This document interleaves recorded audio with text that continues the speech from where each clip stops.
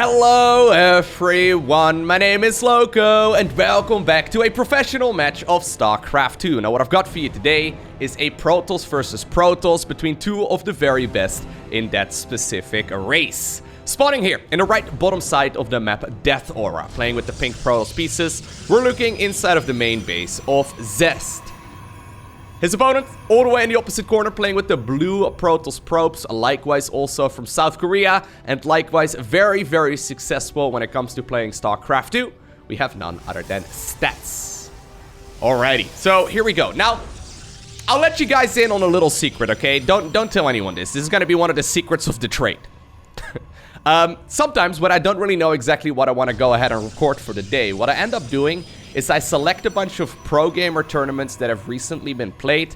I get the replays, I put them all in one big folder, and then I sort them from largest file size to smallest file size. And at least in my experience, like the 400 kilobyte games, those end up being absolutely top notch. Generally speaking, in my experience, the really large file sizes, they tend to you know, be associated with really epic games.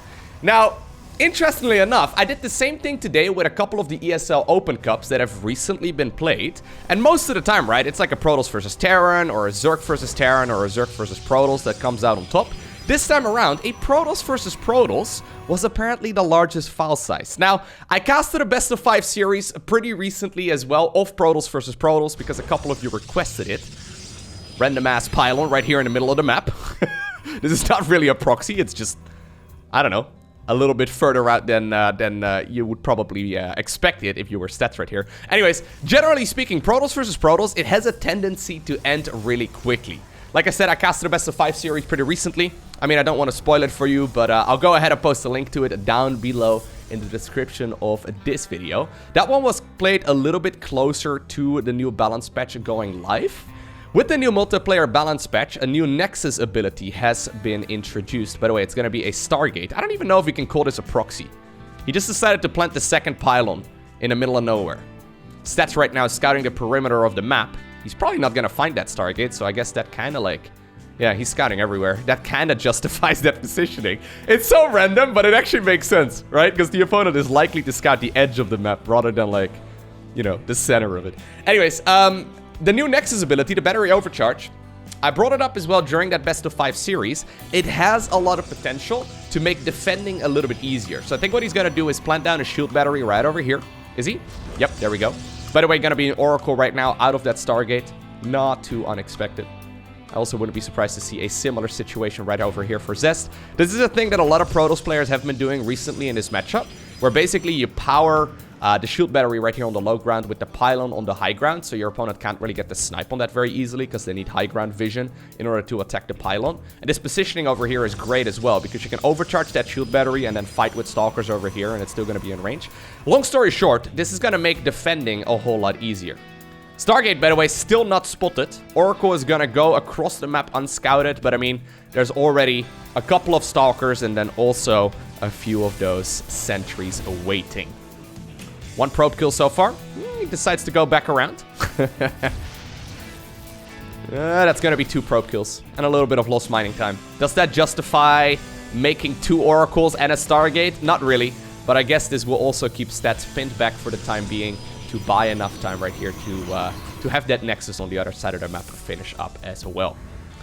I really am curious, though, what ends up going down in this game, right? Because I've seen so many Protoss versus Protoss games over the years just end so very quickly. I really do hope that that battery overcharge, this ability right over here, is gonna, you know, create a little bit more epicness in this matchup. Now, for those of you that watched the live stream, I did recently play some Protoss again as well. And at least in my personal experience, a lot of cheeses and a lot of, like, very early game pushes that tend to like win games straight up in the past no longer really work right now because of that new Nexus overcharge ability, or sorry, battery overcharge ability, which is awesome. So I'm excited to see what ends up going down in this particular game. No damage really has been done, and both players managed to expend. I know, that alone is already, you know, worth writing home about. It's not very common that we see players easily expend in this matchup. So this is already, well, maybe one base is not that uncommon, like one additional base that is, but yeah. This is certainly a matchup that I think has a lot of potential, and I want to see how it develops. So certainly do expect a little bit more Protoss versus Protoss going into the future. At the very least, assuming that the games do, you know, turn out to be longer, like this one in particular. Oracles right here on the left-hand side is going to be a Blink versus a Charge follow-up, by the way. So Blink, not all too surprising right there for stats, obviously. Getting Blink here is very, very helpful when it comes to defending. Also when it comes to dealing with, like, literally anything. And you can get in your opponent's face a lot more. Usually, Stalkers are, like, the fastest unit in this matchup, at least earlier on. I guess Phoenixes and Oracles and stuff kind of, you know, outpace them. But that's not really the biggest threat right there to those Stalkers. So once you get Blink done, you can really start maneuvering out on the map much more comfortably. A lot of additional gateways right now are being added on right here by Zest, though. So this is going to bring the grand total up to 8. We'll see if a third Nexus will be acquired here in just a little bit by Stats. Stats gonna sit on the more conservative 4 gateways here for the time being. This does indicate to me that Zest at the very least wants to see if he can get something done. There's also the Templar Archives coming up that obviously will unlock the High Templar. And with that, obviously, also the Archon. So this is going to be a very nice timing attack that Zest is going to be able to hit with Archon, Immortal, and then a bunch of Zealots. Charge is done. Third Nexus is coming up in the meantime on the other side of the map. So holding on to this third base is one of the big problems, at least in the previous balance patch. So we'll see what ends up going down here. Oh, he's still going to actually just plant down the third Nexus anyway. Interesting. I really expected him to go for a bit of a push there, especially after going for 8 gateways, right? But maybe he will still decide to move out here in just a little bit, but it felt at least like he was setting himself up for a timing attack. But, yeah, maybe not. I guess he's going to test the waters. Obviously, if you invest right there into a third Nexus, this will be spotted as well by Stats. You at the very least have something to fall back to. One thing to keep in mind as well is that recall obviously is available, so recall will allow you to send your units back home quite easily. There's still no Immortal out, by the way. Now, I think that these Oracles will also get sniped, which is nice. But this is not that strong of a unit composition right now for Stats. Blink Stalker are amazing, but not so much against these Zealots and then also those Archons and Immortals, right? So most of this army composition is not really gonna be dealt with that easily. Now, the one Archon here that's available here for Stats is gonna be great. He also does have an Immortal right now coming up. There's the shield battery overcharge. You can see. Yeah, I think this is gonna make defense so much better. Well, he did trigger it quite quickly, though. I love the fact here that Zest decided to back off. The ability doesn't last that long. A couple of Stalkers right now going around trying to trigger maybe Charge. Trying to see if maybe, there you go, if you can potentially even snipe the Prism. That would be very, very helpful. Second shield battery right now, though, is out. Well, looks like we do have both of the armies right now charging at each other. This Immortal will pop inside of the War Prism, but both the Prism and then also the Immortal end up falling. Still, though, I mean, Stat, he's getting an awful lot of damage done right now using just a couple of those Archons. A lot of those Zealots were charging at the Archons, and Archons obviously deal splash damage. Nice micro right here by Stats. Despite having the, you know, the gateway count that he had, I think he's going to be able to defend here. A couple of additional Zealots here will warp in as well, and with that, he's going to be able to get rid of those Archons from his opponent. Nope. Getting one more Stalker right there on his way out. Alrighty. Now, in the meantime, though, we did see a couple of probes going down there as well. So 9 probes were killed right there by Zest. He does now have a slight economical upper hand. But obviously, he's now going to have to deal with this counterattack. The Zealots, or sorry, the Stalkers, they're going to be able to get rid of this structure that was put out in the middle of nowhere. And right now, we do have this follow-up coming up here as well from Stats. Now, Robotics Base. I know a lot of Terran players are looking at this and they're already thinking of Colossi. While Colossi are coming up every once in a while in this matchup right now, it seems to be that Disruptors are still the name of the game. I've seen some epic games in the past with Disruptor Wars, and I would love to see some more of that. That sounds really good to me. So, you know, hey, Zest, if you could do me a favor, could you put down a Robo Bay as well? That'd be awesome, man. That'd be really cool. Alright, anyways, nice little macro game right now, though, right? Like, you can see neither player really taking a critical amount of damage. Stats doing stats things, where he's just simply, you know, defending everything, kind of like a sponge.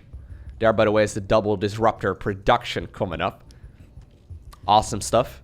Yeah, Stats is very well known for just being that hyper-defensive player who doesn't really take a whole lot of risks. If you want to learn how to play a defensive style and just simply absorb every single blow, he's going to be the man for the job. He tends to just simply defend, and then overwhelm the opponent later on. Which kind of likes, it kind of sounds like I'm describing a Zerg player, right? But that really is his strength. Okay, so here's the Disruptor.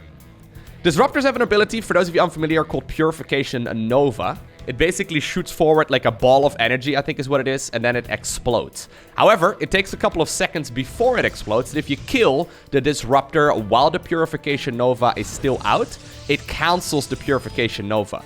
So sometimes we have these Stalker Disruptor armies that are extremely micro-heavy, with which you can deal an awful lot of damage if controlled properly. It's very difficult to control, very easy to mess up, also because the Purification Novas, they do deal friendly fire. So if you, you know, accidentally throw it on your own Zealots, for example, or your own Stalkers, you're going to be in a lot of trouble because you blow up your own stuff. Now, I like this quite a bit here for Zest. He manages to force the recall here on those Stalkers, gets one of them. Obviously, this is going to prevent right now Stats from moving out across the map once again, because he's probably going to be a little bit more cautious while that recall is on cooldown. Zest trying to get the snipe right there, trying to get the surround, but both players right now getting a nice, comfortable unit count already. Now, I couldn't help but notice a Robo base somewhere here as well. There it is. Disruptor versus Disruptors. Okay, cool. We don't see Disruptors versus Disruptors that often. Well, maybe we see it more right now with the new multiplayer balance patch since we have more macro games. But Disruptor Wars. I love it. Well, let me rephrase that. I love watching it, hate playing it.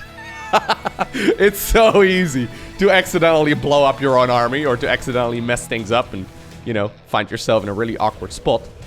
Speaking of awkward spot right now, Stats is actually trying to move around this. Where's the Disruptors right now for Zest? Oh, gotta be careful. Does blink forward right now, gets probably one of those Immortals relatively easily. Another Purification Nova will be used as well. So by the way, while the Purification Nova is deployed, the Disruptor is not movable. So it's just gonna kind of be stationary. Alrighty. Poking and prodding right now. I think that Stats probably will follow this up with a base of his own. Yep, there we go. Fort Nexus is gonna come up. And we have both players securing 4 bases. That's pretty sick. Now, if you get stuck in this corner, those Stats, you're gonna get Disruptors to the face. Don't necessarily know if you want to do that. He is gonna just simply push forward right now, though, and go after the 4th. That is awesome, but here we go. Purification Novas are being thrown all around. Oh my god, I don't even know really what's happening right now. Nice pickups right there once again by Zest. We do see the Purification Novas being utilized right here, especially on a couple of those Zealots.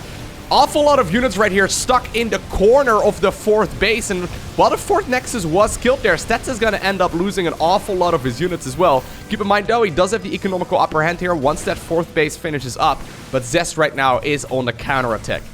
Man, when those balls start exploding on both sides, it's pretty ridiculous. Nice splits there, does get an Archon though, and also a couple of those Zealots. Alrighty. So, another thing about Protoss versus Protoss is that technically speaking, Archons are absolutely amazing. However, since StarCraft 2 has a lot of choke points, and generally speaking, the battles don't really take place in like a wide open field, if you go too heavy on the Archons, they tend to like bump into each other and not really serve that much of a function. So I brought it up earlier as well, but Archons, they basically deal a small amount of splash damage in an area in front of them, which is awesome, especially against charge lots. So you always do want to mix in a couple of Archons. Very, very helpful, but there's like an upper limit. I don't really know exactly what the upper limit is, but I think it's probably like 8 or so. If you go like any more than that, they just tend to bump into each other and get very little done. So there's a very weird dynamic between all of those units, and I really do like it. Now, Dark Shrine is coming up here for Stats. He does have that 4th base done at this point. Doesn't bring most of his army, though. Okay, well, that's good. Ooh, nicely done there. Gets one of those Disruptors for pretty much free. Another Purification Nova is being thrown forward. Zest's army, or Zest's army. Zest's? Zest's army. It is starting to look pretty menacing, though. Another Warp in right here will push him just slightly ahead of the opponent. There's Stalkers waiting in certain corners as well, trying to see if they could potentially intercept this Warp Prism. Now, obviously, since we are at like later tech here, we can see both the Warp Prism speed as well as the Observer speed here as well. Very, very helpful. Going to make scouting and then also harassing quite a bit easier. But yeah, microing Protoss versus Protoss late game battles, that's a skill that I feel like a lot of people are going to have to develop over the next couple of months. You can't really cheese your way to a victory anymore, it seems like. And well, I'm sure there's still going to be a lot of cheeses that will be at least somewhat viable. I do think that the win-loss ratio of those will go more in favor of loss than win. Wouldn't be surprised, at least at this level. Alrighty, so looks like Zest is looking right now to take a 5th base. Oh my god, both players looking to take a 5th base. Guys, I know that I sound really like a fanboy here, but come on, man. I've watched a lot of StarCraft. I've seen so many 1 base versus 1 base games and Protoss versus Protoss where one guy tries to take an expansion and then that ends up losing because of it. It's like, yeah, that Nexus, it cost as much as 4 Zealots. GG, right? Like, should have made those Zealots instead. It's so easy to accidentally mess up. There's gonna be some epic games. And this may very well be one of them. Now, there are weird lulls in the game, though, where you can see, like, neither player really wants to commit. Defender's advantage is huge. That's a lot of Disruptors, by the way. 8 Disruptors versus 6. So, the cooldown on Purification Nova is not that long. By the way, in the meantime, there's a small little engagement right here on the left-hand side as well. One of the Disruptors does get popped. Stats is right now trying to threaten multitasking here on both ends. So the Stalker's moving on one side. Disruptors, though, are being utilized here as well. He's trying to use those Purification Novas right now on the mineral line, but also on the opposing Disruptors. One big ball, and it can be game over. Oof. Speaking of big balls. That was unintentional. I could talk about them for hours, but... Okay, no. Well... Doing it live, baby. Doing it live. Can't really edit, huh? Can't really edit those kind of scenarios. Oh my god. Almost thought he was gonna hit his own Disruptors right there with his Purification Novas. I should really be referring to them as Purification Novas, not big balls. Seems more reasonable. Ooh, big surround coming up right now, though. Oh my god, stats. Yeah, I think that, like, you were in this scenario earlier, right? A lot of probes are being killed here at the same time, but the Disruptor balls are absolutely massive. Purification Nova's dealing so much damage now. Reinforcing Zealots, though, all get blown up as well. I think there might just be a little bit too much right now for stats. Previously, we saw stats getting stuck on the other side of the map at the 4th base location. Very similar position this time around right now for Zest. 5th Nexus was acquired, by the way. We don't see this base. It probably was cancelled, maybe by his one hero Zealot. It does have a kill next to its name. Although, revenge is probably going to be served here. At this point, the blue Protoss player certainly has the upper hand. He's got a bigger army. He's got good upgrades. He's going to be able to continue producing. And he does get the snipe there on the Prism, too. Now, I didn't notice there if there were any, like, Disruptors in that thing. At this point, I don't think there's going to be quite enough. There's also a couple of Dark Templar right now being morphed in. Where are they? I saw a couple of DTs somewhere. Oh, here we go. I think they were just used right here as a base defense against those Zealots. There's an observer there, so at the very least they're going to be able to continue their slicing and dicing. Disruptors right now being utilized to take control of that high ground. The one photon cannon, though. Look at this thing, man. It's going to stay alive for so very long. Actually, you know what? All of the Protoss units right now for Zest are going in for the counterattack. He is, in the meantime, losing his own 4th base, so that base certainly won't live anymore. Stats does have the more menacing army, but, I mean, these Stalkers are extremely mobile. He's got only half the army supply, so I don't really know exactly how Zest ends up, you know, being in a good position here. He does obviously have that mobile army, though, and he is getting rid of a lot of his opponent's economy. He warped in more of those Stalkers as well, and now he's sending the boys all the way across the map. 3rd base falls, 4th base falls. We see Zest now going after the natural right here in the production of stats. And while stats certainly has the more menacing force, it's just not as mobile and it's kind of slow and it's not going to be able to kill things nearly as easily. Do keep in mind, though, he can recall here at a moment's notice. I wouldn't be surprised to see a recall here going into the main base. What part of the army is he recalling? It's mostly the Disruptors. A lot of Disruptors right now on the top of that high ground. They're going to be able to take control of this main base just fine. In the meantime, though, looks like Stats actually wants to see if he can go across. Nice counterattack right there, though, by Zest. I think he actually got a nice little advantage there, considering the situation he was in earlier. But I don't know if it's going to be enough right now to come back into this. It looks like Stats is looking to set up a sandwich right now. A lot of the probes. Oh, my God, that is... Oh, minced Protoss. And indeed, those Archons, with basically all of the workers dead in this game, they do get the final shots off as this game concludes. Awesome game there by Stats and Zest. I hope you enjoyed watching it. If you did, hit that like button down below. If you want to see more, make sure you hit that subscribe button so you get notified as soon as future videos go live. A special shout out to the Patreon supporters. Thank you very much for your generosity. But for now, I want to thank you for watching. Have an amazing day. Don't forget to smile. And I'll see you once again in the next one.